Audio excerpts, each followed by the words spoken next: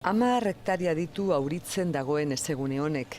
Europan hegazti migratzaileak ikusteko tokirik aproposena da hau. Paseko sasoian hegazti horik ikusteaz gain, hemen oso toki gutxitan dauden landareak ere ikus daitezke baita zenbait animali. Baina Jauregi Arostegiko ezegunearen altxorra hauxe da. Soikaztegi hau. Hemen ura izutzen dira mantzo eta erritmo oso konstantea eta segitzen da horrela gutxi gora bera 5.000 urte.